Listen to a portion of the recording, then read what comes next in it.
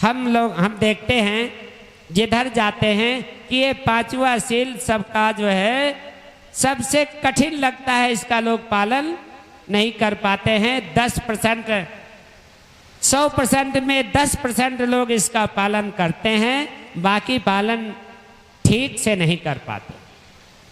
वो क्या है? कच्ची पक्की शराब।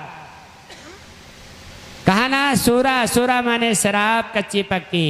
मज्ज माने मल के खाने वाला, ठोक के खाने वाला, मल पीट के खाने वाला, मार के, मल माने मार के भी खाने वाला। ये पांचवा सील आपको प्रतीक देता है जो बैराग का है। इधर देखिए, ये बैराग का प्रतीक है, यानी राग से दूर हो जाओ, है ना। तो ऐसा नहीं है कि केवल सन्यासी ही बैरागी होता है, नहीं। बुद्ध ने कहा है बैरागी तो हर व्यक्ति हो सकता है। जो बैराग में आ जाए यानी सभी रागों से दूर हो जाए, जितने राग हैं जो खटराग हैं उनसे दूर हो जाए, वो बैरागी हो गया। अब चाहे वो गृहस्थ में हो और चाहे वो सन्यास में, अगर सन्यासी है और इन रागों से दूर नहीं हुआ है तो उसने जो है कि तथागत ने कहा है कि वो फिर असली बैरागी नहीं होता। इसलिए बैराग माने राग से दूर होना। राग क्या है?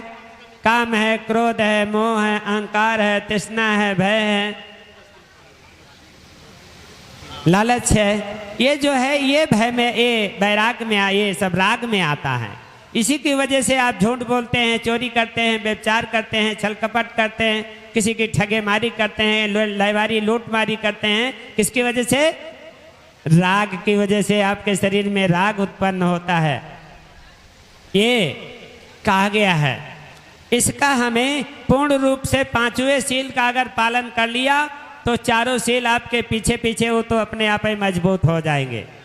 लेकिन सबसे पहले ये पांचवा सील सबसे कठिन है। जैसे आप एक बालू का डिब्बा, एक डिब्बा ले लीजिए और छोटा सा सुराख कर दीजिए और उसमें सूखा बालू भर दीजिए और उसके बाद ढक्कन धीरे से उसकी कुछ डाल दिए और निकाल लीजिए। उस सुराख से देखिए थोड़ी देर की बाद क्या होगा, धीरे धीरे करके सारा डिब्बा खाली हो जाएगा, जो उसमें भरा रहेगा सब खाली हो जाएगा। इसको भगवान ने कहा कि जैसे आपका सील एक भंग हुआ और आपने ध्यान नहीं दिया, सचेत नहीं रहे, तो एक की बाद फिर दूसरा भंग होगा, जहां नशे में आया। इसीलिए कहते हैं सूरा मेरे मज्ज पमाद ठाना। पमाद ठाना माने प्रमाद पैदा कर देता है शरीर में, मन को दूषित कर देता है, पागल बना देता है, हमारे धन को नष्ट कर देता है, हमारे मान सम्मान को नष्ट करता है, हमारे शरीर को नष्ट करता है और हमारी कमाई हुई संपत्ति को भी नष्ट करता है। इसीलिए कहा है नशा नाश की जड़ है भाई, इसका सुख अतिशय दुखदाई। यानी अतिशय, अति माने बहुत दुख देने वाला है, रत्ती भर आपको सुख देने वाला नहीं है। तो इसीलिए हमें तथागत ने कहा है कि सबसे पहले सील का पालन। कहते हैं सील, समाधि, प्रज्ञा, सबसे पहले सील है। जब सील का पालन करोगे तो आपकी समाधि लगेगी, यानी आपके मन को शांति मिलेगी, शांत रहेंगे, समाधि लगेगी आपकी। तीसरा फिर है प्रज्ञा। प्रज्ञा माने सही और गलत, कितना सही है कितना गलत है इसको आप सही ढंग से खोज लेंगे, यह है प्रज्ञा। और प्रज्ञा जिसकी पुष्ट हो गई उसके सभी नष्ट हो गए, सब कुछ उसका नष्ट हो गया, फिर वो स्वतंत्र हो जाता है। यह है सील, समाधि, प्रज्ञा। प्रज्ञा माने पुष्ट, जो जितना कट सत्य है, सत्य कितना है, असत्य कितना है, उसको बाहर निकाल लेना। तो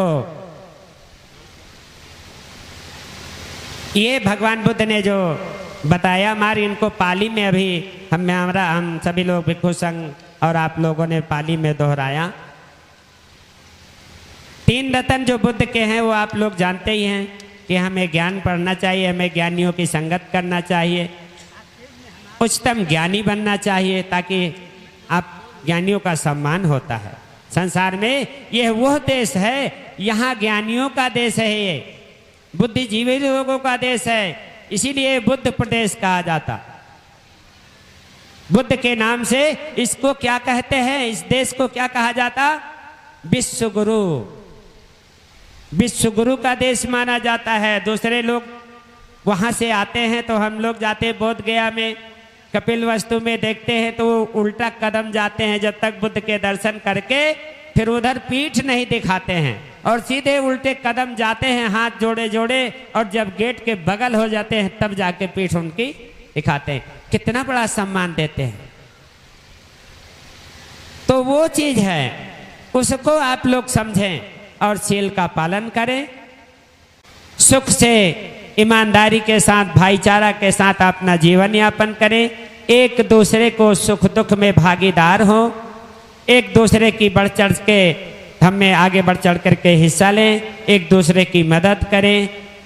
यही भगवान बुद्ध का धर्म है, यही भगवान बुद्ध का मार्ग है, यही सत्य है। हम चाहते हैं अब इसी के साथ हमने आपको जो शील की व्याख्या किया आप लोगों ने सुना, इसी के साथ हम अपनी वाणी को विराम देते हैं। सबके लिए मंगल कामनाएं, सभी सुखी हो, सभी निरोगी हो, सभी निर्भय हो, सबका मंगल हो, सबका मंगल हो, सबका मंगल हो। साधु। सभी लोग बोलिए साधु।